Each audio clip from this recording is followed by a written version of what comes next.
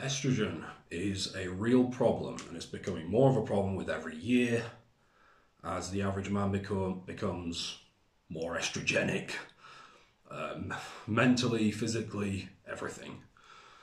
And really, the environment is a problem. The water you drink is a problem. But for most guys, it's not the problem. There's guys out there who are obsessed with the tap water and things like that, the water you're drinking. It's something to be aware of, but if you're 32% body fat, it's one of those things where it's like any way to avoid looking in the mirror and accepting that is where the problem lies. Because that takes balls, that takes courage. Most people do not have courage, they really don't. So looking at yourself and realise, yeah, the body fat needs to come down, takes balls, and most of the time that's the answer. It's body fat. But there's 3 specific diet fails, so to speak, that tend to cause this on a regular basis for most men. The first big one is soy. Soy foods.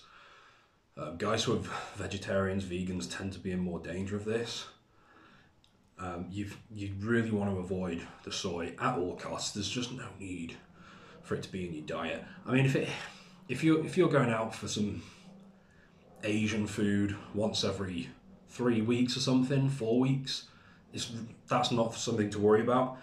If it's in your diet consistently, like every 2 or 3 days, that's going to cause a real problem. You don't want that. It's just going to spike your estrogen. There's literally nothing else. Yeah, I mean, it tastes good when you're having Asian food. Trust me, I love Chinese. It is beautiful.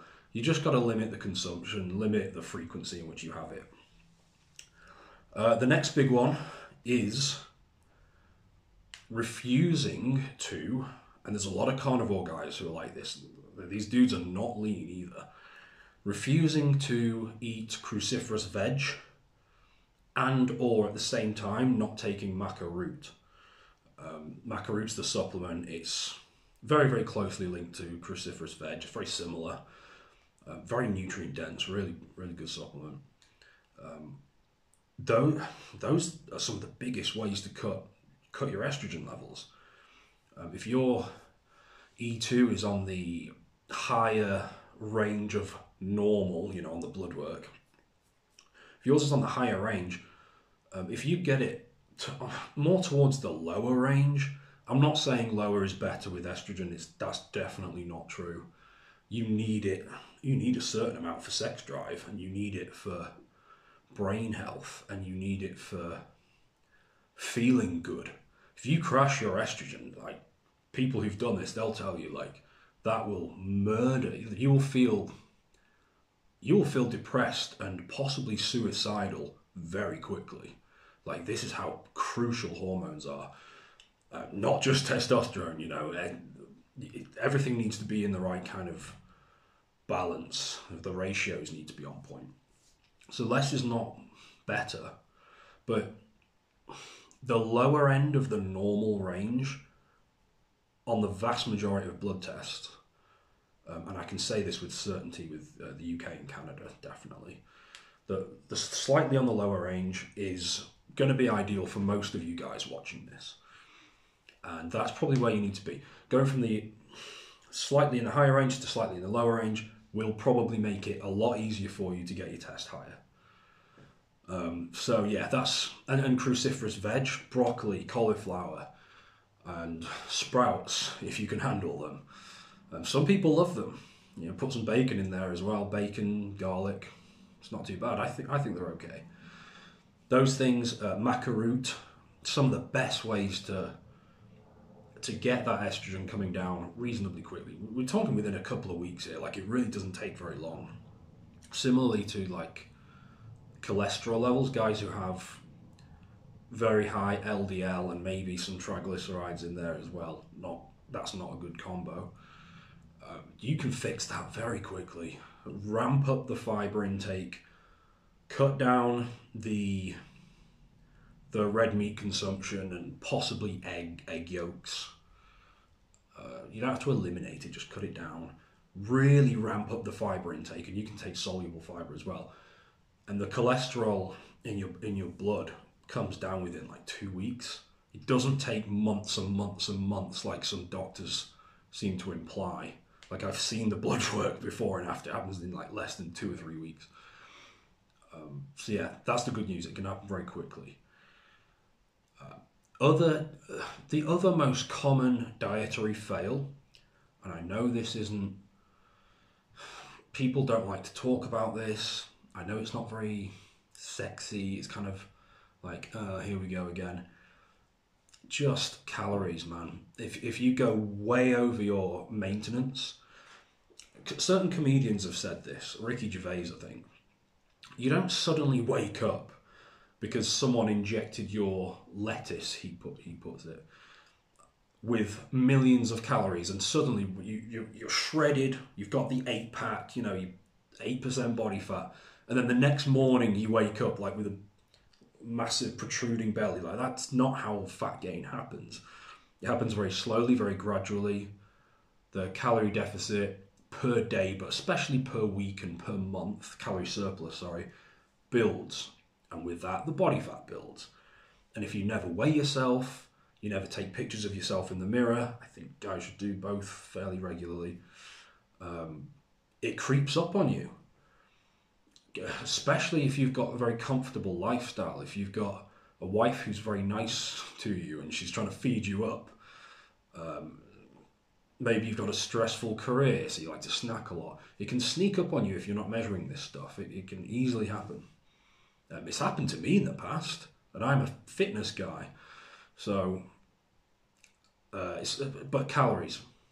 You don't have to count calories, but calories are the bottom line. And at least if you weigh yourself, take some pictures, and you see yourself getting fluffier, because all of these cells are estrogenic. Once you go over 15% or so body fat, those cells are just secreting estrogen.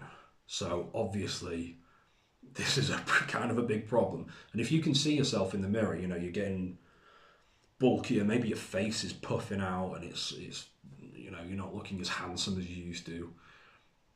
You can quickly jump on it, start measuring the calories for, I don't know, a few weeks till you fix it, and then kind of just like, slap on the wrist, pay more attention next time kind of thing. But calories, don't let the calories go out of control on a week-to-week consistent basis. If you've got a big event, like a wedding or a barbecue or something, I don't know, and or a birthday, one day of eating a load of junk food is fine. It's when it's a lifestyle, that's when it's the problem. So they're the big three. Soy, what was the other one? Cruciferous veg and maca. Refusing to take these because of carnivore brainwashing, which I think is ultimately damaging. Veg won't make you fat, or whatever else they say. And then the third thing is, the calorie balance, or if you hate the word calories, energy. The energy balance is too, positive. The surplus is there. You get these three right, you won't have high estrogen. Your estradiol will be on point, be more towards the lower end of the normal range. And that will make it significantly easier on your testosterone journey to go from wherever you are right now up to 800 to 1200, which is more or less ideal. If you need help with that, you're going to 800 to 1200. The Testosterone Toolkit is linked below. This is a free guide. There's no cost to you, literally. It's a guide that walks you through the most common things you're probably not doing and you might want to start doing, and things you want to stop doing. There's also a video of me walking you through it, like a 3-minute video, that kind of thing. Might be longer than that. And there's also a PDF, which is new. This has been updated recently, that walks you through how to get your blood work done based on the country you live in, the best companies to use, And these are private companies, by the way, so you can actually get what you want. The problem with so much of this stuff nowadays is that you can't get what you want. With the NHS, with Canada especially, you have to make up symptoms to get your blood work done. It's insane. So these private companies, yeah, you pay them 40, 50 pounds, $60, but you get what you want. And I walk you through the exact blood work you're after. So it's a very important toolkit, linked below, free. I hope you like this video. Like, subscribe, all that stuff, and I'll see you in the next one.